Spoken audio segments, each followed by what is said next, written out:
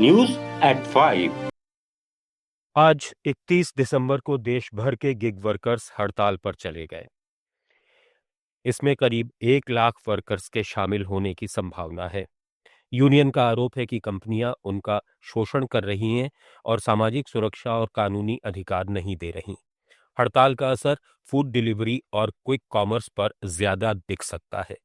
कुछ शहरों में ऑर्डर 10 से 20% तक घटने का अनुमान है। हालांकि कंपनियों के कुल रेवेन्यू पर असर सीमित रहने की उम्मीद जताई जा रही है। आम आदमी पार्टी के सांसद राघव चड्ढा ने हड़ताल का समर्थन किया है। उन्होंने कहा कि इस विरोध प्रदर्शन में उनकी मांगें पूरी तरह जायज हैं। देखिए, सबसे पहले तो आज जो डिलीवरी बॉयज़ और राइडर्स स्ट्राइक पर हैं, मैं उनके साथ अपनी सॉलिडारिटी एक्सप्रेस करता हूं। इस प्रोटेस्ट में उनकी जो मांगे हैं वो बहुत जायज़ हैं और एक दिन का एक सिंबॉलिक विरोध वो दर्ज करा रहे हैं ताकि सही कानों तक उनकी आवाज़ पहुंचे।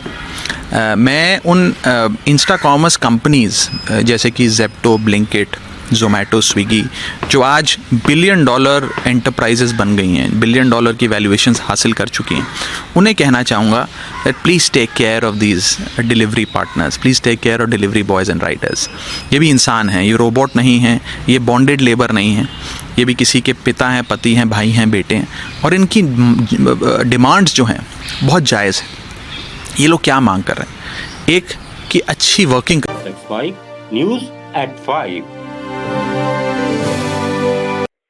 इस बीच फूड डिलीवरी कंपनियों स्विगी और जोमेटो ने पीक आवर्स और न्यू ईयर पर ज्यादा इंसेंटिव देने का ऐलान किया है। जोमेटो ने डिलीवरी पार्टनर्स को मैसेज भेजकर बताया कि शाम 6 से रात 12 बजे तक ऑर्डर पर 120 रुपए से 150 रुपए तक का पे आउट मिलेगा और दिन भर में 3000 तक कमाई संभव है। वहीं स्विगी का दावा है कि 31 दिसंबर और 1 जनवरी को मिलाकर डिलीवरी वर्कर्स 10,000 रुपए तक कमा सकते हैं, जबकि न्यू ईयर ईव के पीक आवर्स में 2,000 रुपए तक की कमाई हो सकती है। इधर राजस्थान के पूर्व मुख्यमंत्री अशोक गहलोत ने गिग वर्कर्स यानी डिलीवरी पार्टनर्स की हड़ताल को उनकी आर्थिक मजबूरी बताया है। जयपुर में सोशल मीडिया प्लेटफॉर्म एक्स पर एक पोस्ट में उन्होंने कहा कि ये दिहाड़ी मजदूर 9 वर्ष की पूर्व संध्या पर ज्यादा ऑर्डर वाले दिन भी हड़ताल करने को मजबूर हैं। भारत जोड़ो यात्रा में राहुल गांधी से मिलकर व्यक्त की गई उनकी पीड़ा पर कांग्रेस सरकार ने 2023 में देश का पहला राजस्थान प्लेटफॉर्म आधारित गिग कर्मकार अधिनियम पारित किया था ताकि उन्हें सामाजिक सुरक्षा मिले।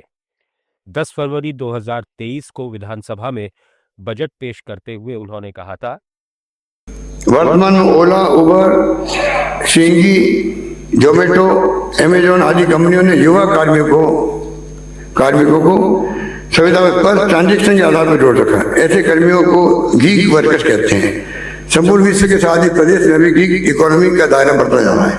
आज प्रदेश में इनकी संख्या लगभग 3-4 लाख हो चुकी है। इन गीग वर्कर्स के लिए सामाजिक सुरक्षा की कोई व्यवस्था ये बड़ी कंपनियां नहीं करती। ऐसे में ऐसे वर्कर्स को शोषण से बचाने का संबल प्रदान करने की दृष्टि से मैं गीग वर्कर्स वेलफेयर एक्ट लाना पसंद करता हूँ। इसके अंतर्गत गीग वर्कर्स वेलफेयर बोर्ड की स्थापना के साथ साथ 200 करोड़ रुपए की राशि से gig workers welfare and development fund के गठन की घोषणा करता हूँ। अब गहलोत ने वर्तमान राज्य सरकार की उदासीनता पर अफसोस जताते हुए कानून के नियम बनाने और लागू करने की मांग की है। साथ ही उन्होंने कर्नाटक की तर्ज पर केंद्र सरकार से राष्ट्रीय कानून बनाने की अपील की ताकि निजी कंपनियों के शोषण से इन्हें बचाया जा सके। भारत के मुख्य न्यायाधीश सीजेआई सूर्यकांत ने न्याय व्यवस्था को लेकर बड़ा और ऐतिहासिक फैसला किया है। सीजेआई ने कहा है कि लीगल इमरजेंसी में कोई भी व्यक्ति किसी भी समय अदालत का दरवाजा खटखटा सकता है। जांच एजेंसियों की गिरफ्तारी की धमकी की स्थिति में आधी रात को भी सुनवाई की मांग की जा सकती है। सीजेआई सूर्यकांत का कहना है कि सुप्रीम कोर्ट और हाई कोर्ट को 24/7 जनता के लिए उपलब्ध बनाया जा रहा है। नियमित कार्रवाई के बाद भी आपात स्थिति में कोर्ट के दरवाजे खुले रहेंगे। लंबित मामलों के निपटारे के लिए अधिक संवैधानिक पीठों के गठन पर जोर दिया गया है। एसआईआर प्रक्रिया और सबरीमाला मंदिर जैसे बड़े संवैधानिक मामलों पर भी विशेष पीठ बनेगी। वकीलों के लिए बहस की समय सीमा तय की जाएगी और तय वक्त में ही दलीलें रखनी होंगी। न्यूज़ एट 5 में फिलहाल इतना ही। जुड़े रहिए लेक्स माइक के साथ।